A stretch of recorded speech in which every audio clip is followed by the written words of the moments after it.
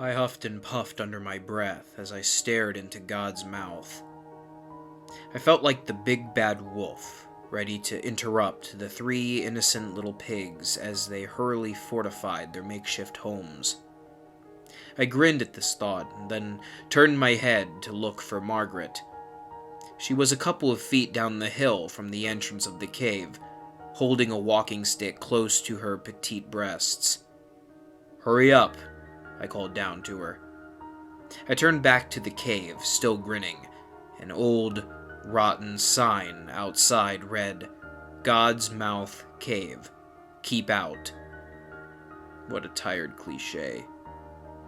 Margaret finally made it to the entrance and stood beside me, almost doubled over and out of breath. I looked down and smiled. "Check it out," I laughed. "God's mouth. Wonder where Jesus' anus is," I chuckled to myself.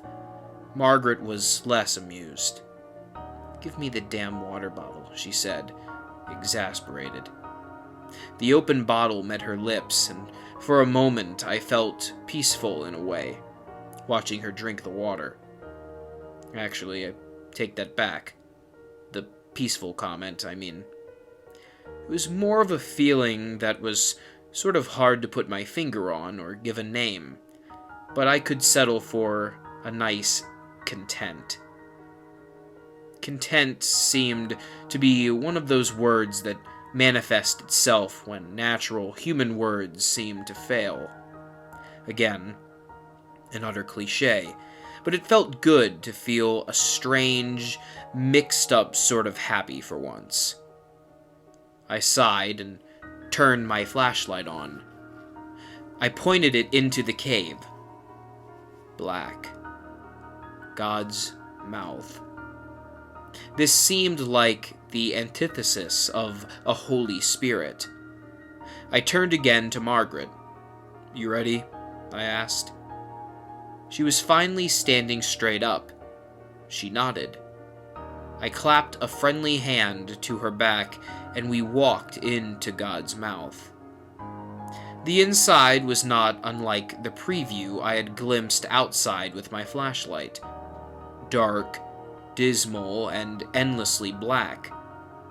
It seemed to stretch endlessly, no matter how I positioned the flashlight.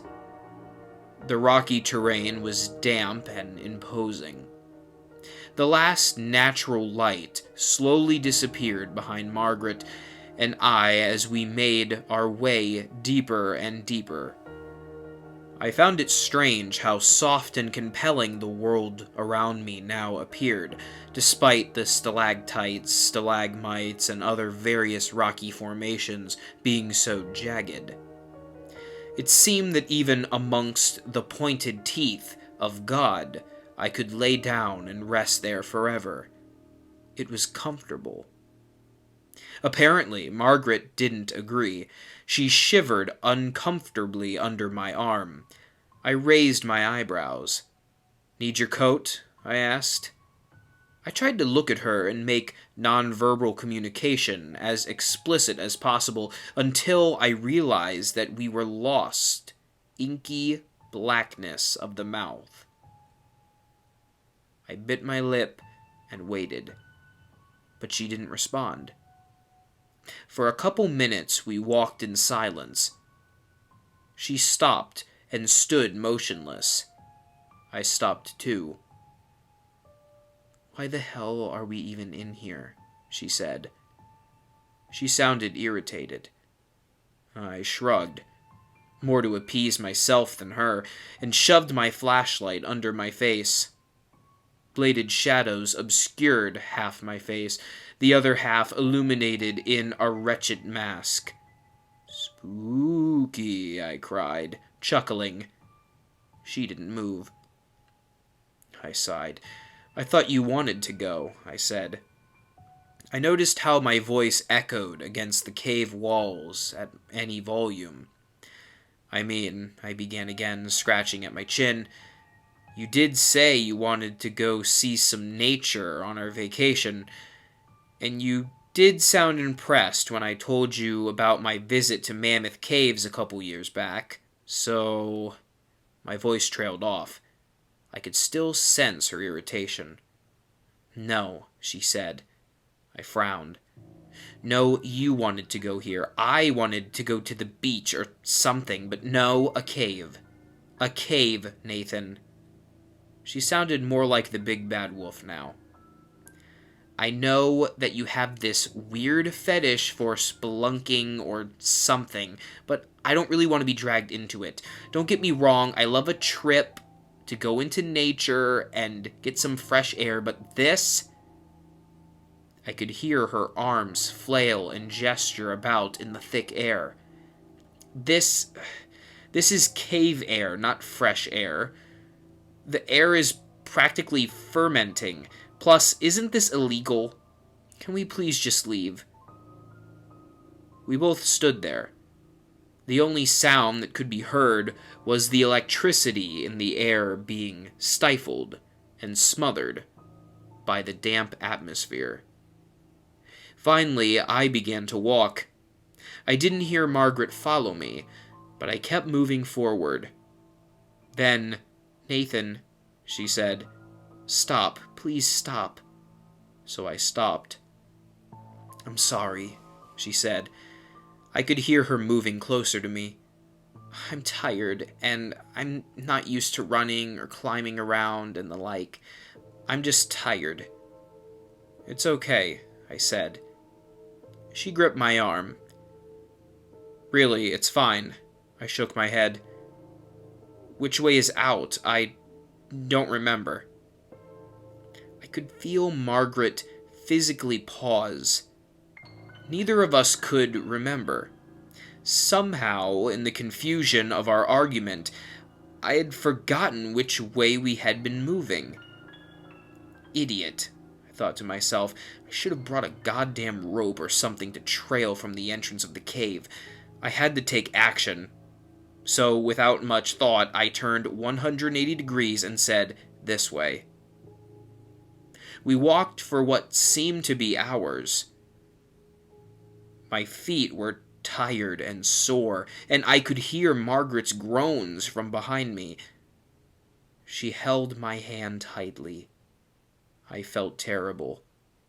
This was my fault. Then I froze. Hey, I said. "Put your hand out. Feel this rock." I could hear Margaret's bare palm press against the stone.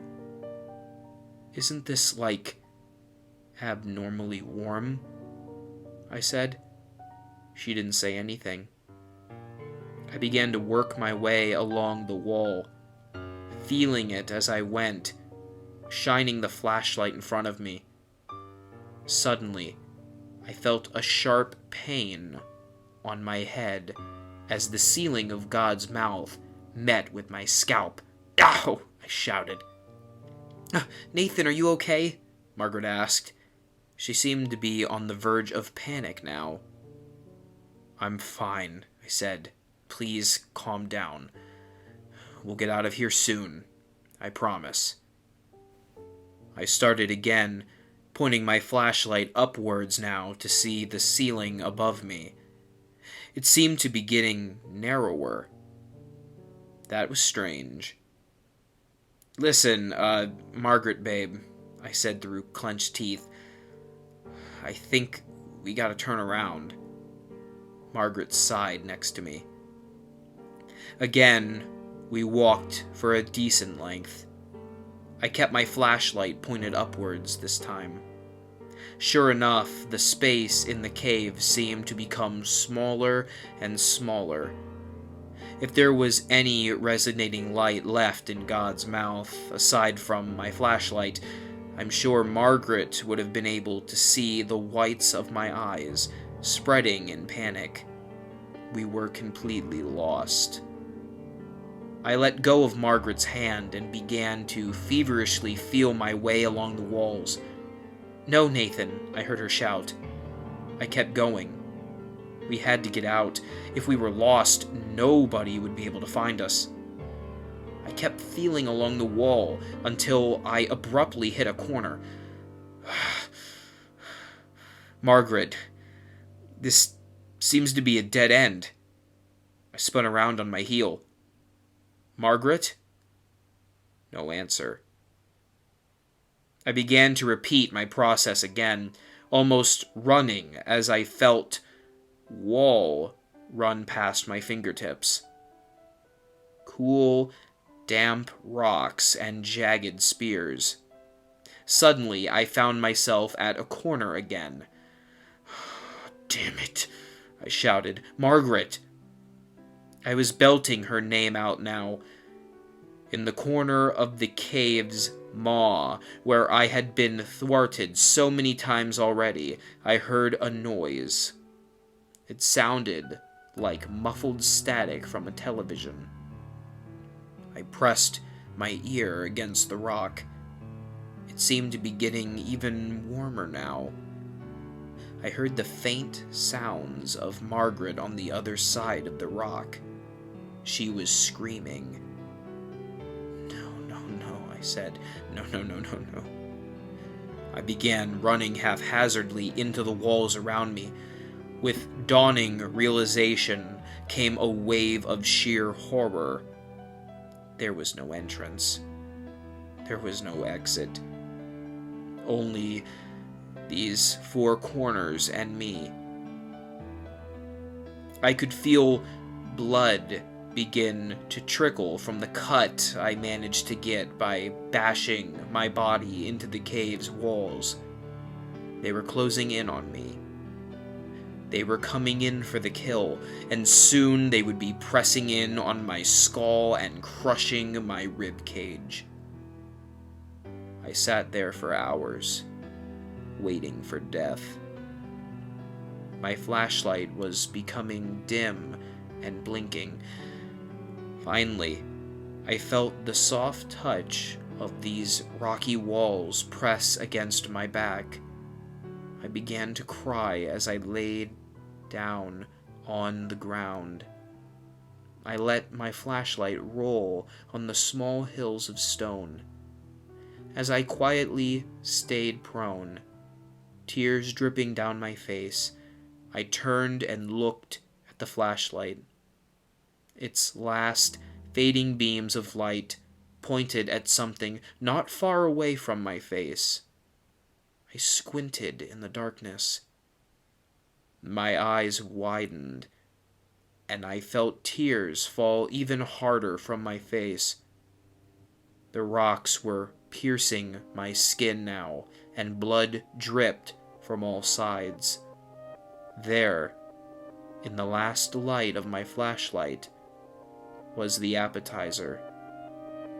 The spotlight shone on a hand whose nails were painted red, and I screamed in agony as I watched God's mouth chew its latest meal.